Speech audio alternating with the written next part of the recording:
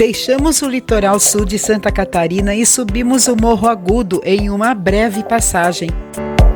Atenção, radar fixo, velocidade 80. Logo à frente, o Respiro. Paulo Lopes nos acena para uma BR-101 em seu modo mais contemplativo, onde a pressa desacelera. Chegamos a Palhoça, a porta de entrada para a Grande Florianópolis. De Montanha à metrópole, a jornada se cumpre conectando o silêncio à efervescência do movimento urbano.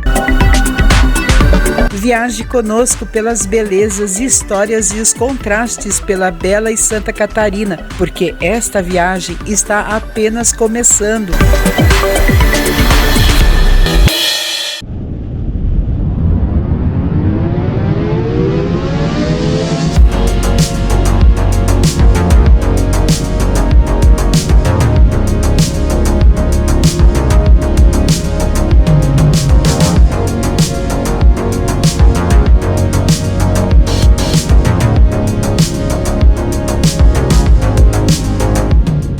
Seja bem-vindo a bordo desta nova etapa da viagem pelo litoral sul do nosso estado, Santa Catarina. Por aqui o motor ronca, não por esforço, mas em reverência à geografia que aos poucos vamos vencendo. Deixamos o sul de Santa Catarina e iniciamos a subida do Morro Agudo, cumprindo assim uma importante etapa da jornada. Aqui a BR-101 abraça a Serra do Tabuleiro e o asfalto nos alça à porta de entrada da Grande Florianópolis. Para vencer essa barreira natural, a rodovia exibe sua engenharia. No sentido contrário ao nosso, o trânsito flui por um túnel de pouco mais de 1 quilômetro, inaugurado em 2010. Esta elevação é o marco que sela o litoral sul catarinense, funcionando como um divisor geográfico imponente.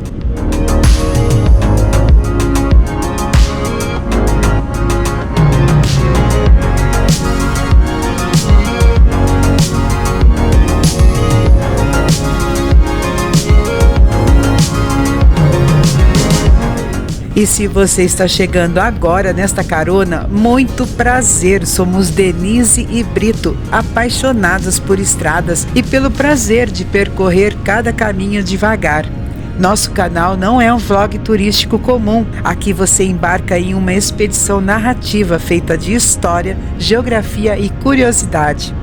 Estamos iniciando mais um episódio da nossa jornada pelos estados de Santa Catarina e Rio Grande do Sul, e o link para as viagens anteriores está na descrição. Se está gostando do conteúdo, considere deixar seu like e inscrever-se no canal, juntando-se ao nosso time de caronistas e viajando conosco pelo belo e encantador sul do Brasil. Além disso, estará contribuindo imediatamente para o apoio ao nosso projeto de entretenimento. E se você já viaja conosco, receba a nossa mais sincera gratidão. É muito bom estar na companhia de quem valoriza o que há entre o ponto de partida e o destino.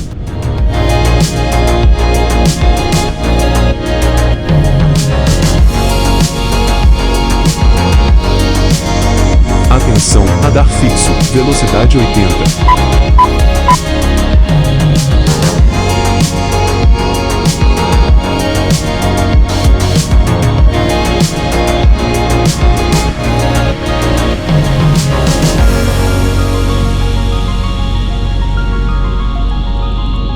Já estamos em Paulo Lopes, onde o fluxo da montanha cede espaço ao cotidiano. A cidade representa a grande transição de Santa Catarina. Enquanto o asfalto nos leva rapidamente ao norte, ela nos força a observar um ponto de convergência. De um lado, abraça o litoral, de outro, se aprofunda no interior, na majestosa Serra do Tabuleiro. Esse maciço de montanhas não é apenas paisagem, ele é o Parque Estadual da Serra do Tabuleiro, a maior área de proteção de Santa Catarina, instituída em 1975. Seu papel é vital, atuar como guardião das águas, pois é desta nascente que brotam os mananciais que abastecem parte da Grande Florianópolis e do sul do estado. É por essa razão ecológica que a maior porção de Paulo Lopes vive sob restrição. Essa proteção garante a natureza selvagem com trilhas e cachoeiras, mesmo às margens da BR-101, mantendo o município com uma das mais baixas densidades da região, cerca de 20 paulo-lopenses por quilômetro quadrado. Originalmente conhecida como Olaria, hoje sua economia é impulsionada pela agricultura familiar e pela pesca, mantendo o legado da colonização açoriana. Geograficamente, a cidade é uma joia. Embora a famosa vila de pescadores da Guarda do Embaú seja frequentemente lembrada como Palhoça, é aqui, em Paulo Lopes, onde o Rio da Madre encontra o oceano, que está a maior parte da faixa de areia. Assim, a passagem por este município não é só mais um trecho da BR-101, ele é um elo essencial.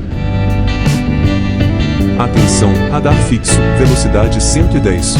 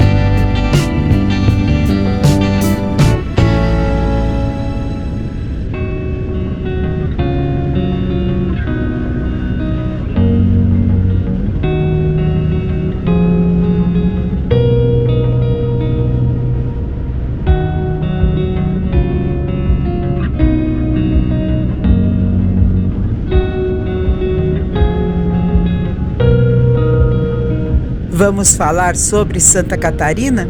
Estamos em um dos estados mais dinâmicos do país e, para entender a sua complexidade, é preciso conhecer a sua geografia oficial. Santa Catarina possui um território de contrastes notáveis. Vai do litoral verticalizado e turístico à tranquilidade rural do oeste. O IBGE organiza essa complexidade em regiões geográficas que nos ajudam a entender a influência entre os municípios. Durante toda a nossa jornada, nos capítulos anteriores, desde a divisa dos estados entre Torres e Passo de Torres, cruzamos o sul catarinense e, ao entrarmos em Palhoça, chegamos a uma nova área. Neste momento, estamos na região geográfica intermediária de Florianópolis e, mais especificamente, na região geográfica imediata de Florianópolis. Isso significa que as cidades que estamos atravessando são profundamente influenciadas e dependentes dos serviços, do mercado de trabalho e da logística da capital. Região geográfica intermediária é a grande área de influência regional. É a escala que demonstra a coesão econômica e social de uma área maior. Já a região geográfica imediata é a unidade mais próxima das relações diárias, agrupando cidades que dependem diretamente de um centro urbano principal. E Florianópolis desempenha este duplo protagonismo em relação a todo o estado de Santa Catarina. Em resumo, deixamos para trás a influência do Sul, que tem como protagonista a belíssima Criciúma, e agora estamos no leste catarinense, imersos no coração do eixo de crescimento, poder e tráfego da grande Florianópolis.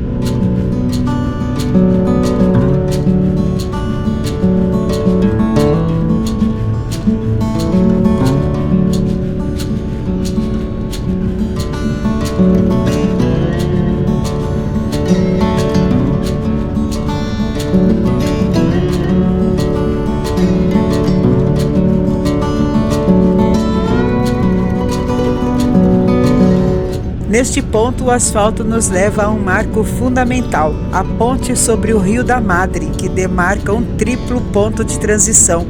Primeiro, marca o limite geográfico entre Paulo Lopes e Palhoça. Segundo, é o final do trecho sob concessão da CCR Via Costeira. E terceiro, inicia-se aqui o domínio da Artéries Litoral Sul. Com a mudança de concessionária de município, deixamos para trás a tranquilidade deste refúgio catarinense. O horizonte agora é outro. Estamos em Palhoça, a porta de entrada para a efervescência da grande Florianópolis.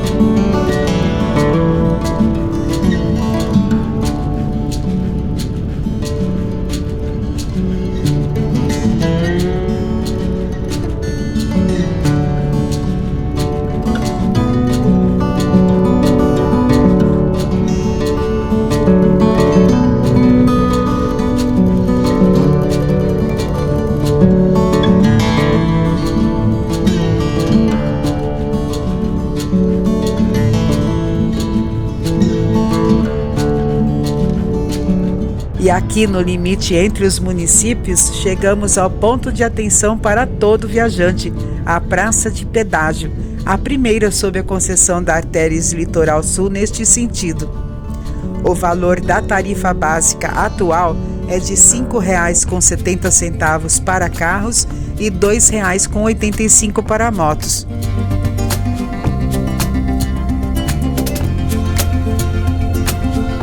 Pensando na nossa audiência nos países vizinhos, é fundamental um aviso para quem viaja do Mercosul. As cabines de pedágio no Brasil não aceitam moedas estrangeiras. Os pagamentos devem ser feitos apenas em real, via cartões de débito por aproximação ou pelo uso de tags. Mantenha sempre algum dinheiro local trocado para facilitar a sua passagem. Com o pagamento efetuado, seguimos em frente. Mas antes de mergulharmos na história de Palhoça, queremos saber mais sobre você que nos acompanha. Conte-nos aqui nos comentários de onde você está viajando conosco hoje e qual é o valor da tarifa de pedágio mais próxima da sua região. A sua participação faz toda a diferença para esta expedição narrativa.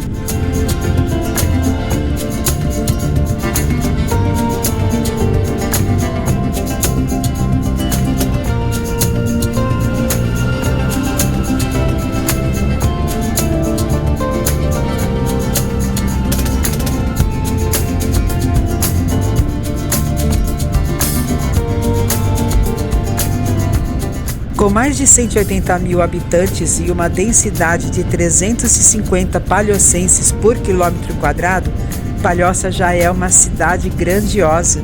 Sua história remonta aos açorianos e seu nome deriva das palhoças, que eram as construções de pau a pique com cobertura de palha. Essas estruturas foram erguidas na estrada que ligava a ilha de Santa Catarina, na época Nossa Senhora do Desterro, a Lages, servindo de depósito de farinha e de escudo militar para a capital. Este povoado foi fundado em julho de 1793, com uma função logística e militar.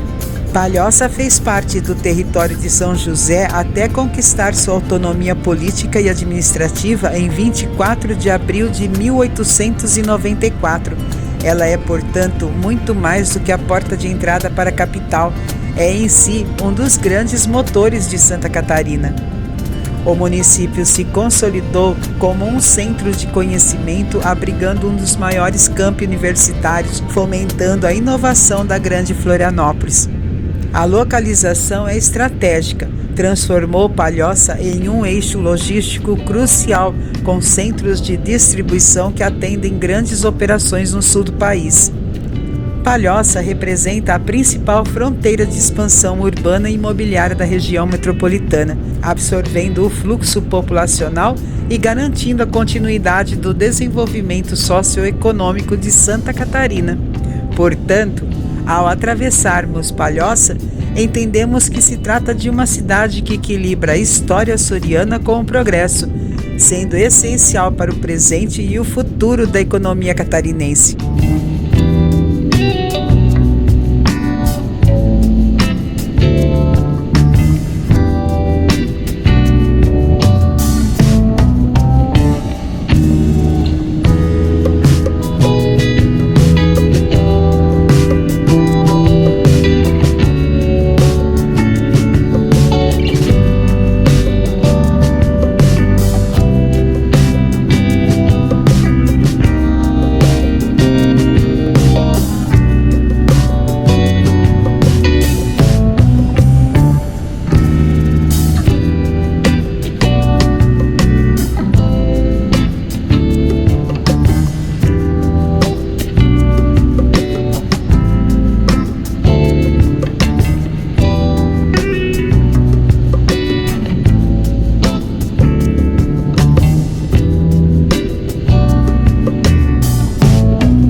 Neste ponto da BR-101, a estrada nos leva ao acesso para a Praia do Sonho, com suas águas calmas e rasas, ideal para famílias, além de proporcionar aos visitantes a melhor vista da Ilha da Fortaleza, onde se erguem as ruínas da Fortaleza de Nossa Senhora da Conceição, a sentinela do século XVIII que protegia a Bahia Sul.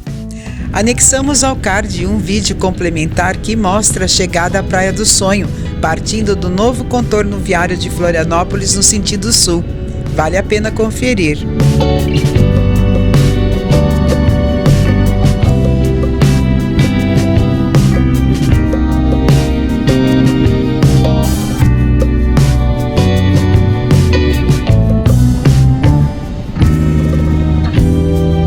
Atenção, radar fixo, velocidade 80. Cruzamos a ponte sobre o rio Maciambu, um rio que nasce na Serra do Tabuleiro, e logo chegamos ao maior desafio geográfico desta região, o lendário Morro dos Cavalos. Este não é apenas um morro. Para qualquer motorista que cruza a BR-101 no sul do Brasil, o Morro dos Cavalos é um nome sinônimo de tensão e congestionamento. Historicamente, essa elevação sempre foi o grande gargalo viário entre o sul do estado e a grande Florianópolis. Sua inclinação íngreme e suas curvas sinuosas resultam em lentidão crônica e alto índice de acidentes, principalmente envolvendo veículos de carga. O Morro dos Cavalos é onde a urgência da logística moderna colide com a geografia imponente da Serra do Tabuleiro. Mas a BR-101 atravessa aqui um território muito mais antigo que a própria rodovia. Ao chegarmos à base desta elevação, é fundamental olharmos para o Morro dos Cavalos com reverência, pois cruzamos uma história que precede a BR-101 por séculos. Atenção, radar fixo, velocidade 60. Este não é apenas um ponto de tráfego crítico, mas uma terra indígena sagrada, ocupada e guardada pelo povo Guarani.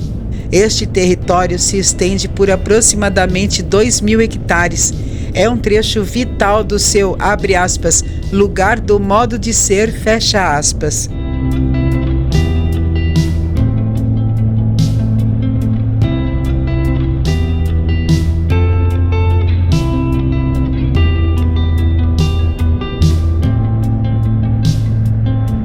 O morro é central em suas rotas tradicionais, ligando comunidades pelo sul do Brasil, e é visto como um local de profundo significado ancestral.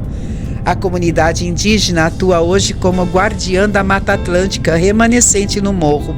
Portanto, ao atravessarmos o Morro dos Cavalos, estamos diante de um encontro de tempos. Primeiro, a urgência da modernidade na pista. E segundo, e não menos importante, a permanência milenar de uma cultura que nos lembra da verdadeira história e dos primeiros habitantes de Santa Catarina. O governador do estado, Jorginho Melo, propôs recentemente um projeto de contorno rodoviário com cerca de 5 quilômetros de extensão, que visa desafogar o tráfego de longa distância e melhorar a fluidez. Vamos aguardar. À nossa direita temos o acesso à emblemática Pedras Altas, uma das praias mais singulares do município. É conhecida como Praia Naturista, rodeada por rochedos e oferecendo um refúgio de tranquilidade e natureza intocada.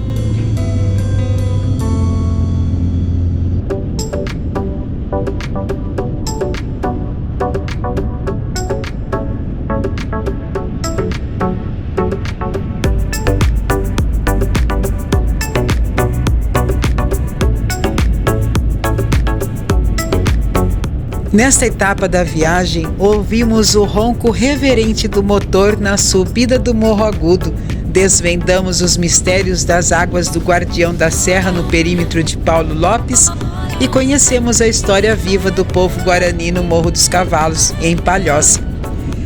A estrada que nos tirou da natureza e nos trouxe a efervescência urbana nos pede agora um momento de pausa.